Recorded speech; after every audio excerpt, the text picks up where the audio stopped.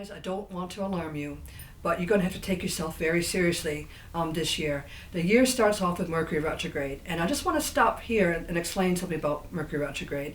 It doesn't mean that you shouldn't post anything. It doesn't mean that you shouldn't catch the train. It doesn't mean anything like that. It just means that sometimes things have to be redone.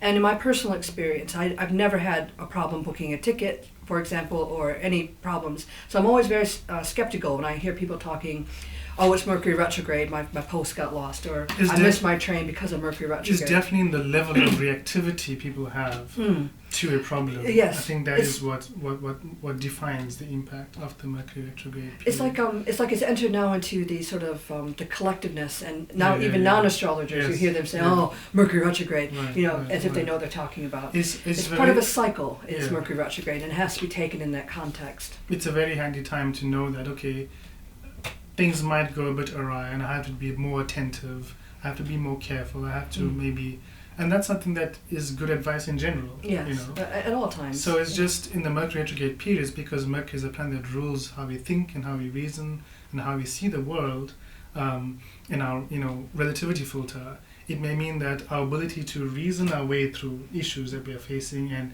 particularly things that affect us in a nervous sort of irritability sort of way, we need to maybe settle down a bit more about that. Now Mercury does go retrograde. I'm just going to point out the times it goes retrograde. It goes retrograde in April and May, and also in August and September, and December 3rd to 22nd. So 3 cycles of Mercury retrograde motion, about 12 weeks in total. So you can't avoid posting anything. You can't avoid the trains for 12 weeks in a year. You just have to work with it.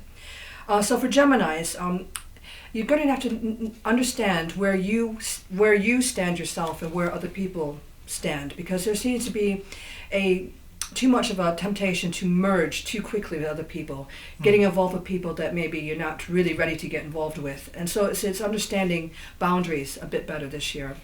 Yeah, and with that Saturn Moon conjunction affecting all these mutable signs, one of the things I see playing out with Gemini is that there is new opportunity that involves travel and other people and new learnings that are happening at the same time to expand their worldview.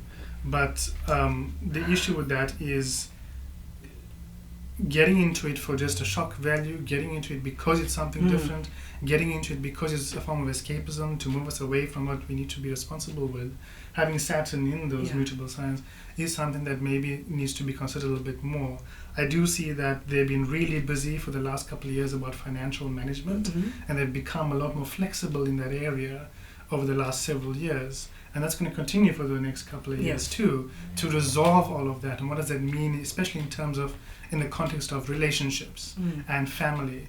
I do see that partners will be taking on tremendous responsibility during the year and may need support, or this may be manifesting through their home and family. Yeah, well, Mercury came very close to being conjunct Pluto, and then it turned retrograde a few days ago. So there seems to be a theme of close calls and becoming too involved in someone else's affairs before realizing I'm making a mistake and pulling back. Yeah, it is true that they have to be more careful about relationships, because even for people who are not in relationships, as you said, it's between me and everybody else, that sense of projection of all of the things that I don't like onto other people, and then doing different things for having a shock value effect or whatever. Here we are, Gemini, the kids of the Zodiac. Yes. Can't make up their minds. Woo!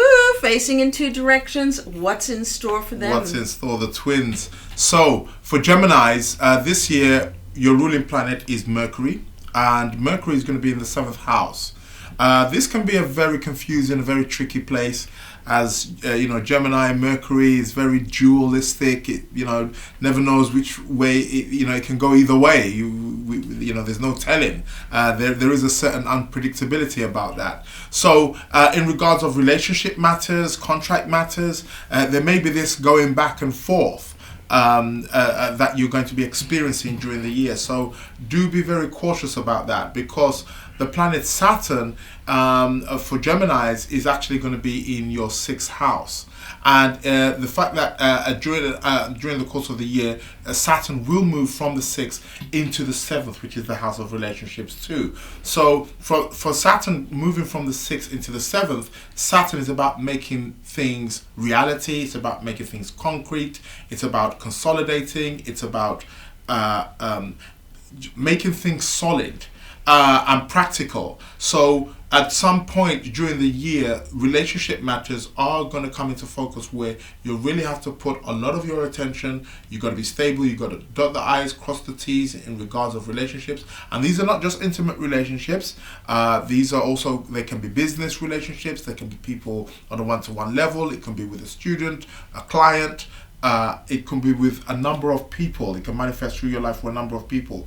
And it can also even come into contact even with perhaps maybe even companies that you have a contract with on some level. So perhaps maybe you may need to, maybe you've been floating around or something, but you've got to make up your mind in terms of, shall I sign with this company or not? It can manifest in this matter too. And let's not forget that Saturn is moving for you Geminis 2017, is moving from the 6th house. And the 6th house is also the house of work, house of illness, house of disease as well. So there is definitely some focus there that is showing us here. There's some shift here to do with the nature of your work and what you do on a day-to-day basis to the 7th house, where you make concrete decisions in regards to people that you are connected with on a one-to-one basis. Planet Jupiter is going to be in your 4th house, and 4th house is the home. So perhaps maybe you've been working on the home, there's been strong concentration on the home during the last year or so. Now in 2017, he will be in the home, and there's going to be a big shift from when Jupiter moves from your 4th house to your 5th house, because he will move to your 5th house. Then it's going to be about creativity, children, outward expressions, fun, play, and there's going to be really this particular area of your life is really going to be expanded upon. Jupiter in the 5th house is quite good. It's quite fortunate there because the 5th house is quite auspicious. So that's a very, very good placement. Rahu Ketu, on the other hand, are going to be in your Rahu is going to be in your 3rd house. Ketu is going to be in your 9th house. This is a learning axis here. This is about thinking. It's about learning. It's about traveling. It's about movement. So there's going to be a lot of this that is, again, connected with that, especially with Ketu in your 9th house alongside Neptune in your 9th house, which is really about letting go. So perhaps there's going to be a need for you to perhaps let go of maybe certain particular beliefs or maybe beliefs of something that you've had faith in, because the 9th house is also the house of the guru. So there's perhaps maybe needing to transform and change particular levels of your belief structure and letting go of it so that you can open up to something a greater good. At some point in the year, the Rahu and Ketu axis, they are going to shift and they're going to go into your 2nd house and 8th house during the course of the year. This is the house of finances. The 2nd house is more to do with your own personal resources, your own personal money, and the 8th house is more to do with other people's money, other people's resources, how you connect with other people. So there may be situations to do with inheritance, maybe having to let go of inheritance, the fact that Neptune and Ketu are going to move into your 8th houses. So there may be something to do with tax, inheritance, other people's money that you may have to let go of for spiritual reasons. But in the long term, it gives you some gain in towards your own personal resources, while Rahu is going to be in your 2nd house. Perfect.